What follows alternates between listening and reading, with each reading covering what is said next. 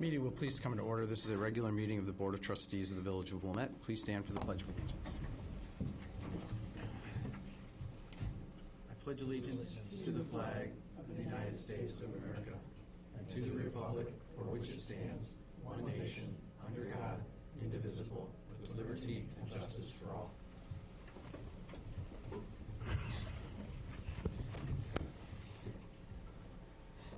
Good evening, and thank you for joining us tonight. As I said, this is a regular meeting of the Board of Trustees of the Village of Wilmette. We'll call the matters in the order in which they appear on the printed agenda, and there are copies of the agenda on the table by the door.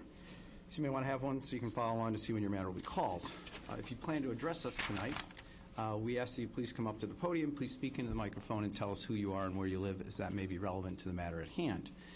We ask that you speak clearly into the microphone so we can hear you, and for the taller folks in the audience, that means you may have to lean down into it. I don't have that problem, but there are some who do.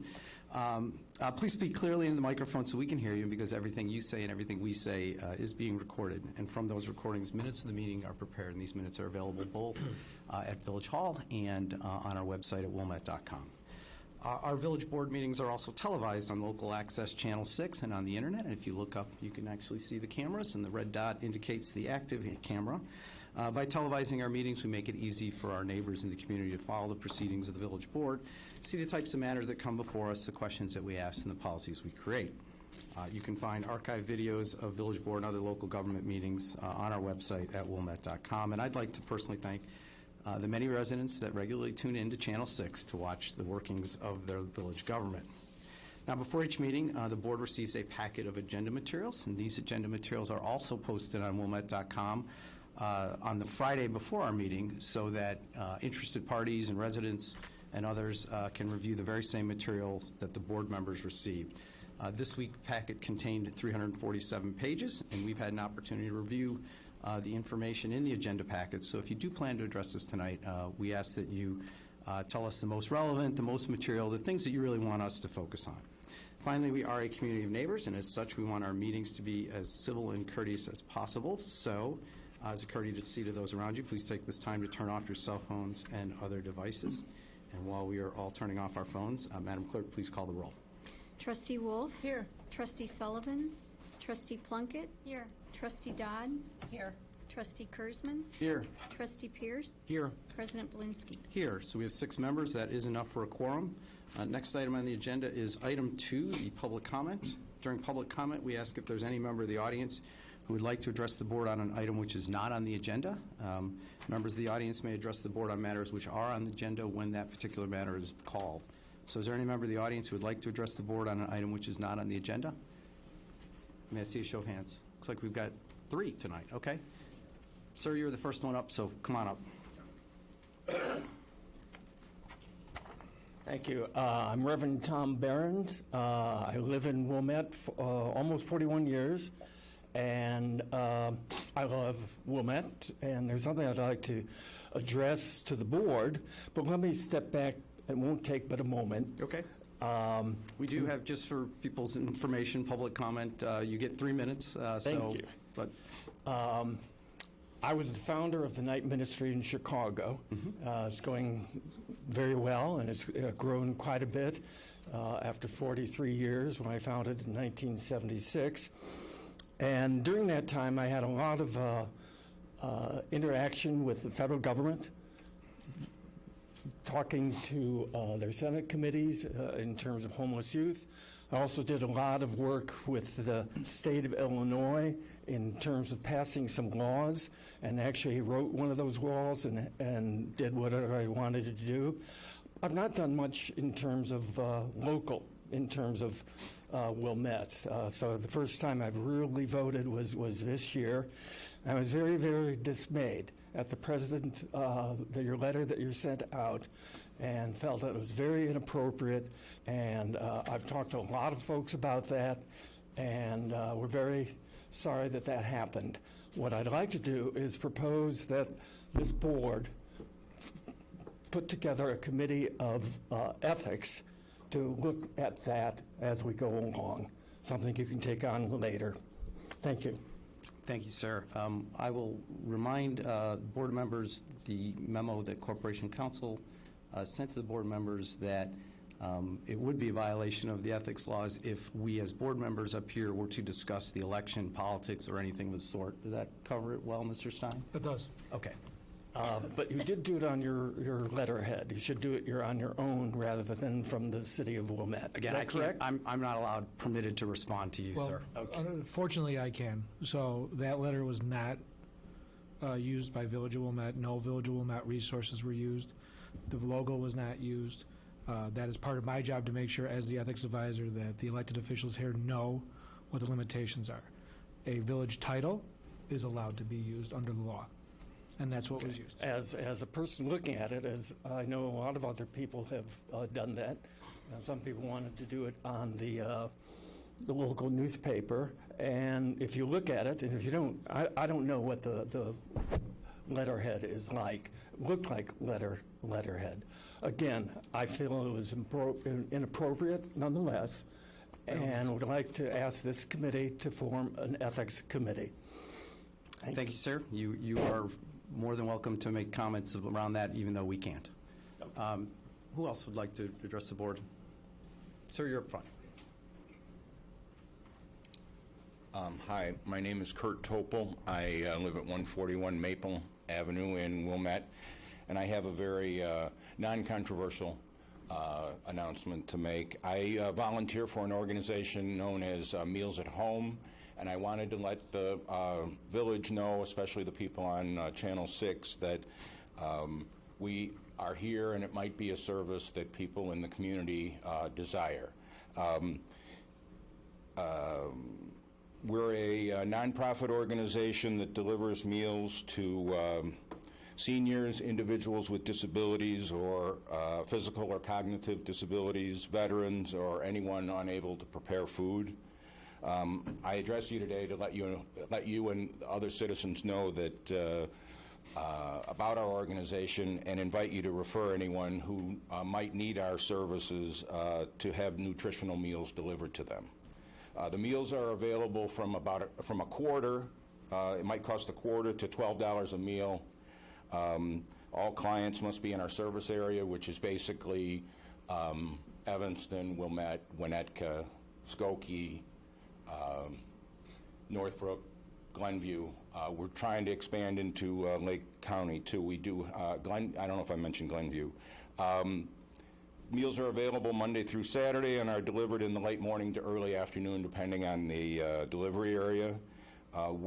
Meals at Home is your local Meals on Wheels member organization for North Suburban Chicago. In the past year, we delivered 47,000 meals with the support of over 400 volunteers. We just celebrated our 50th anniversary. And to refer people for meals, there's no way I can show this, right? You can read, you can read it. I'll just read it then. Yeah. To refer people for meals, please call 847-332-2678. That was 847-332-2678. And in addition to meal recipients, we're always looking for volunteers. It's a couple of hours a week, and it's satisfying, and it's pretty low touch volunteering. So, and if you didn't get the phone number, please visit mealsathome.org. Thank you. Thank you, sir. Sir?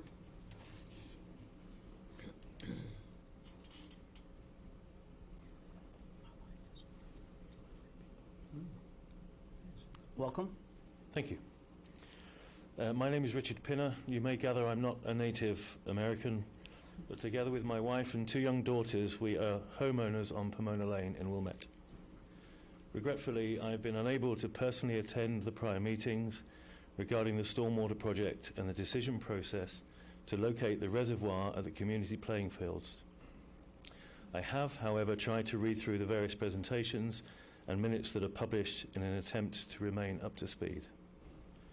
We and other residents both around the community playing fields and the thousands across the community that use and enjoy these fields each year are grateful to the Village Council for listening to the strong views of Wilmette's residents and for inserting item 3.22 on tonight's agenda. Protecting our village's natural environment, our ecological community of flora and fauna is essential for our future generations, So thank you for this further consideration. During February 4th meeting, the decision matrix presented identified impact to the residents surrounding the community playing fields.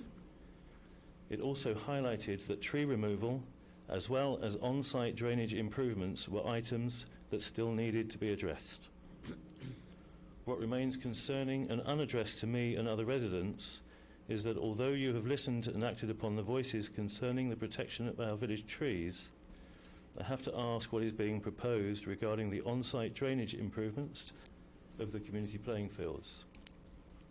I have been unable to find any drainage improvement outline, concept, plan, or further discussion featured in any published material regarding this project. Also, with the apparent risk and impact from relocating over 6 million gallons of stormwater from one area of the village into our backyards, what protection, assurances, and guarantees are you or your chosen contractors offering to the residents surrounding the community playing fields from the effect of displacing the existing water-retaining soil volume with a concrete underground tank? It is clear that the village is in need of and has been looking for a solution a long time already. However, the village board presentation from February 4th offered great examples where projects had successfully utilised hard surface structures, such as the car park at Glenview Lion School, to install stormwater protecting reservoirs, mitigating environmental and residential impact in the process. I finish by asking the village not to rush an already drawn-out decision process and be sure to allow sufficient time for appropriate interaction and feedback through better engagement, notice, and communication with the community as a whole. Thank you for the opportunity to speak. Thank you, sir. If I could suggest our head of Public Works and Engineering, Bridget Berger, is right there. She could give you a card, and I'm sure she would be happy to follow up with you on your questions. Emailed with Okay, her already. okay, good. Okay, Thank you. thank you. Yes, ma'am. Welcome. Good evening. My name's Ardell Fargo. I live at 2540 Wilmette Avenue. And if Herb Engelhardt is here, I would like to thank him for bringing it to my attention. Otherwise, I never would have known about the situation with the storage tanks in the Cottonwood Grove. Besides all the excellent reasons previously stated about natural resources and why the Cottonwoods are important, I just wanted to highlight a couple of things that maybe haven't been touched upon. It was brought to our attention that they're trying to lessen the impact of the soccer players. Well, by locating these storage tanks in the Cottonwood Grove, it would impact every single 5th and 6th grade Wilmette public educated student and Highcrest faculty. Not only the soccer players. PE classes are held there. I walk there daily and I see them daily. Many other neighboring communities, have not heard this brought up, including Skokie, Northbrook, and Northfield, have recently used their open space adjacent to schools to build new state-of-the-art schools to serve the communities and then demolish the old, antiquated, outdated schools. If the storage tanks go where they're proposed to be located, Highcrest could never do that. It would allow for the possible expansion or the building of the new middle school, which seems a likely necessity in this day and age. When I glance at this base with optimization neighborhood stormwater storage plan, and after walking this park almost daily for 37 years, the entire park floods. We all know that, and there's marshy areas. But there is empty space, I'm assuming it's more than 2 acres, east of Locust, south of Marion Lane, that is wide open space. There's no trees there, no schools, and no playing fields. Access could likely be made through the junior high. This area is already close to the existing village storm sewer laterals, as pictured on your optimization map, as well as the, let me see what you guys called it, the existing village storm sewer trunk on Lake.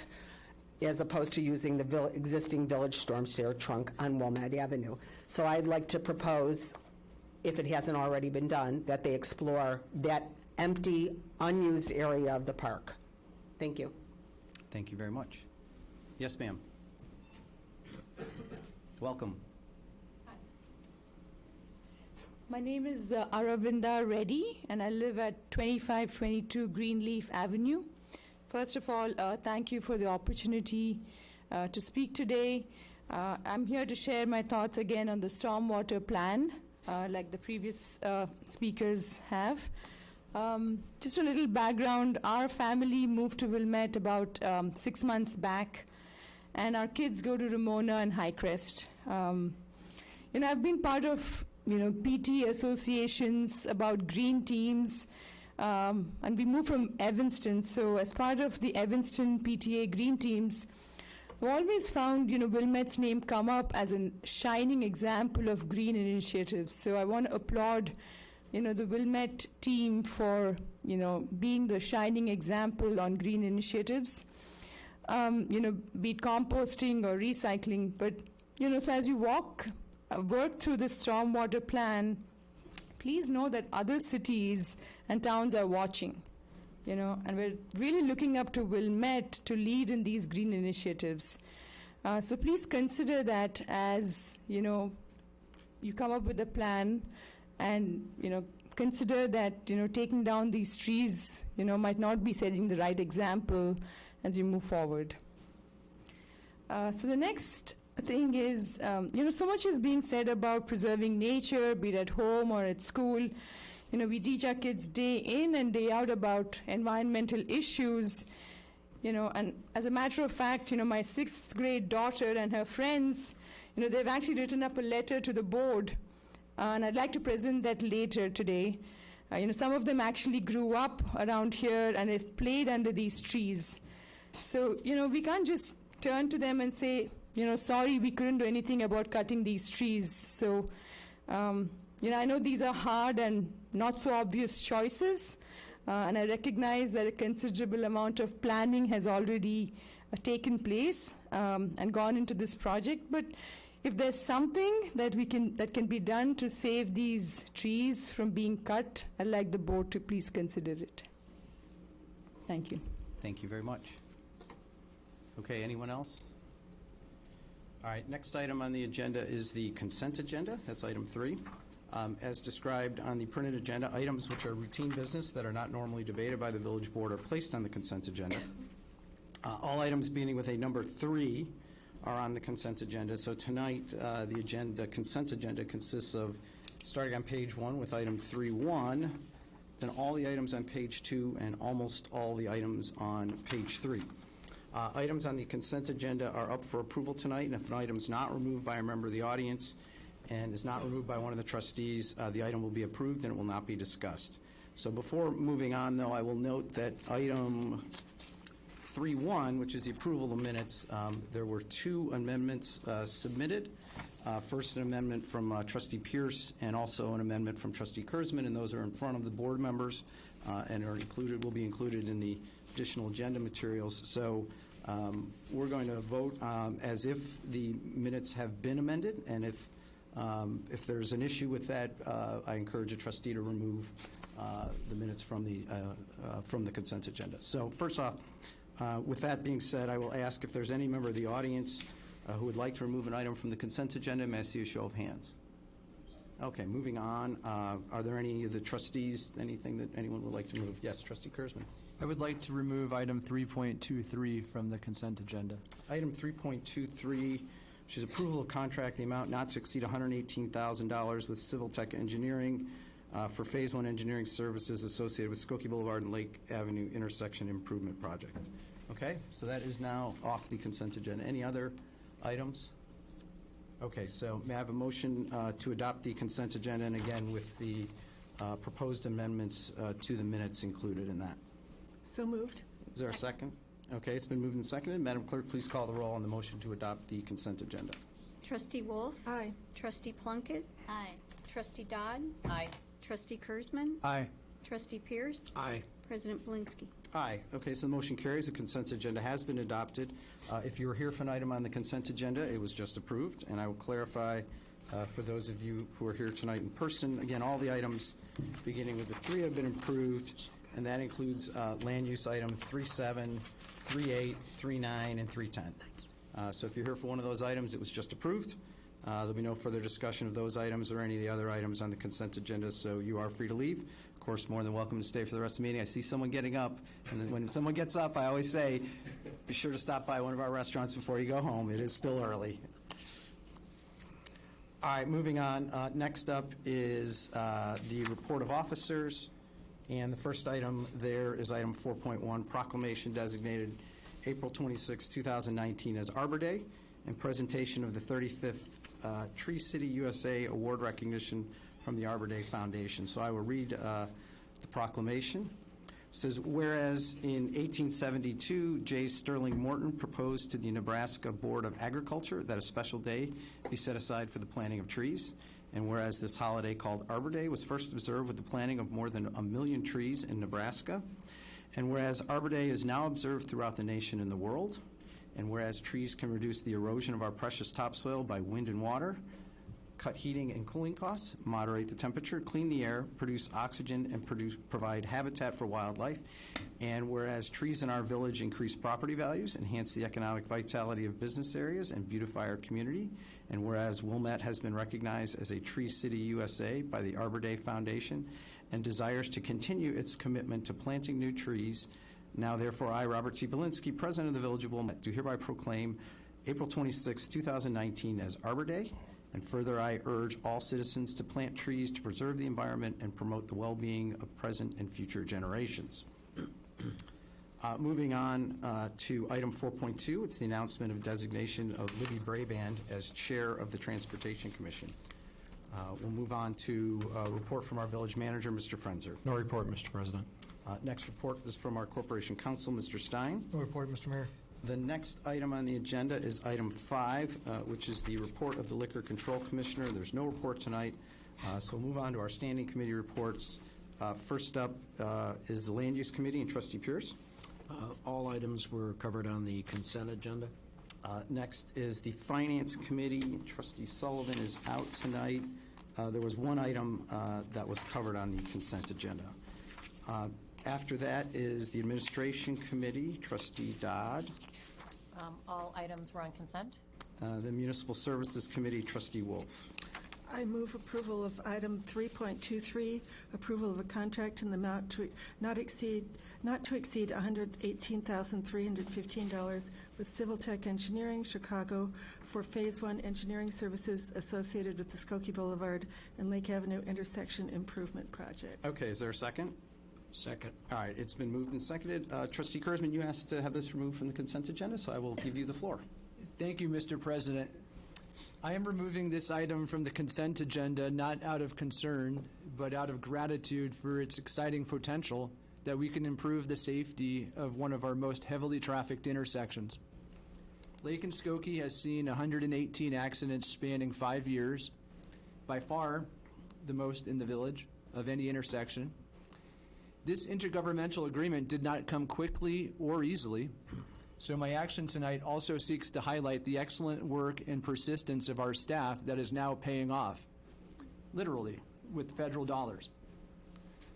As I see our trustee-elects in the audience, I am reminded of how 2 years ago I was in a similar position, brimming with ideas and issues, fresh from pounding the pavement, talking with residents intensively during a campaign. One of those issues I talked the most about was improving our pedestrian, bicycle, and vehicular safety. And so tonight, I'm pleased to reflect upon the considerable strides we have made in this area during the last 2 years. In the 2019 budget, I think about how we restored the traffic calming line item. And I think about how we have improved key infrastructure elements via our budget and the CIP. In particular, I think about how much better Skokie and Hibbard is. I think about the potential for how much better Locust Road can be. And I think about the potential for how much better the Glenview Road Edens Overpass sidewalk can be. And now I can be similarly hopeful for a better future at the intersection in Skokie and Lake. but don't take it from me. I'd like to have staff outline some of the improvements that we might see, as well as the effort that went into obtaining this difficult-to-reach intergovernmental agreement. And again, thank you so much to the staff for their excellent work on this issue.